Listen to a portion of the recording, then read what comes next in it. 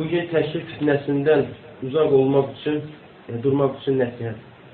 Nəsihət budur ki, yəni elmsən, dinindir və bax gör dinini kimdən götürürsən. Bax gör dinini kimdən götürürsən. Və ən böyük nəsihət bayaqlar dediyim kimi. Hal. Yəni, bax nəticəyə. Bax nəticəyə. Bax bu təkfir fitnəsinə düşən insanların sonuna və indiki halına. Bax əvvəlki halına. Əvvəl insan saqqal saxlayırdı.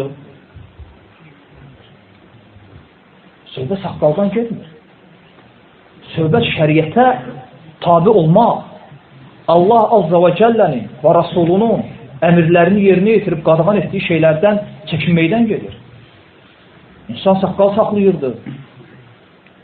İnsan əxlaqına fikir verirdi. Danışığına, oturuşuna, duruşuna, valideynləri haqlarına. Dəvə onun ən böyük məqsədi idi. Ən böyük məqsədi dəvət idi. İnsan dəvətlə nəfəs alırdı. Cəmaat, kimə, məscid, elm məclisləri. Düşdü bu fitnəyə. Nə oldu? Saqqal getdi.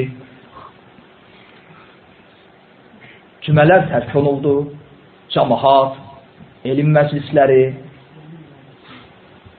valideynə söz qaytarmaq, əxlaq oldu heç nə, haramlar halallaşır və Allah qorusun, vallahi qardaşlar, vallahi, Allah şahiddir sözümə, namazı tərk edir. Nə qədər görmüşəm, nə qədər özüm şəxsən, şahidiyəm. Adını çəkməyəcəm bir yerdə, bu Bakıda, yəni Bakıdan bir yerdə, bir nəfər var, bu adam 15 ildir, yəni bu adam tanınandan 15 ildir, bu təkfir fikirlərinin daşıyıcısıdır, yox, dəvətçisidir. Yəni o yerdə bu adam qlavardır, başçıdır. Bir ay bundan qabaq, daha doğrusu bir 2 ay olar, insan namazı tərk edir.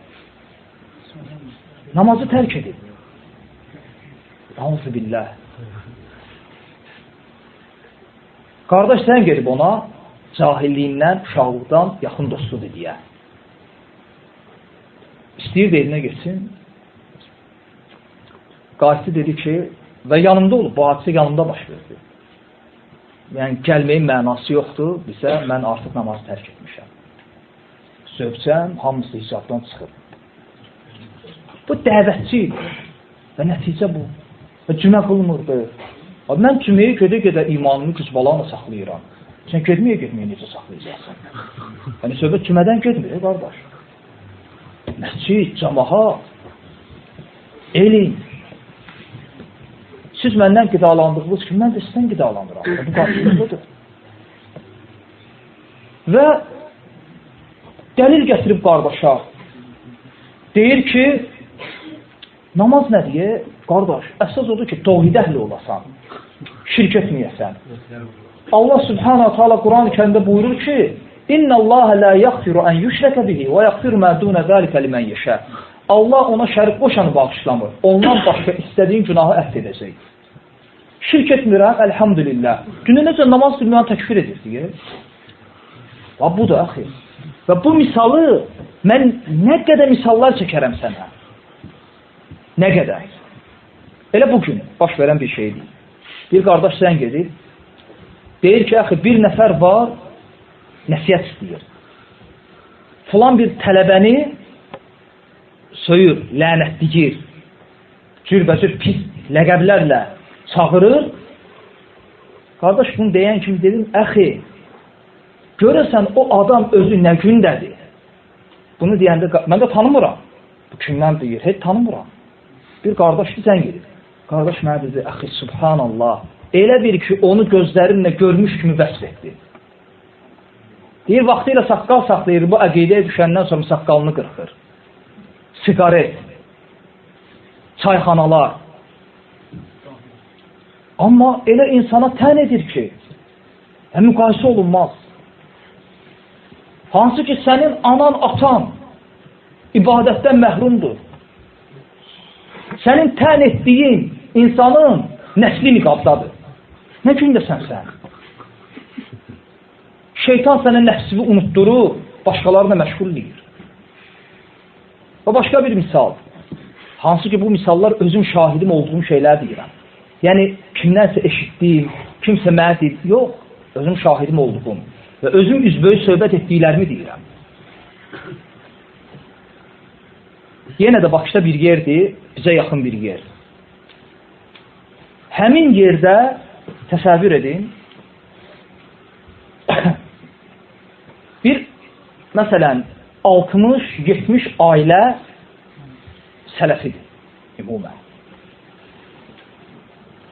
Və hamısının və 3 nəfər var bu fikirdə, zümməyə də gedmir, cəmaatı təkfir edir, namaz qıldı, qılmadı, sağına soluna baxmadan və oturub durduğu məclislərdə də mövzusu budur.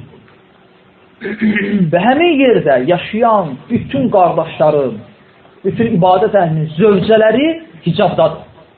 Və bir qismi də niqabdadır. 3 nəfərdən başqa. Onlar da bunlar.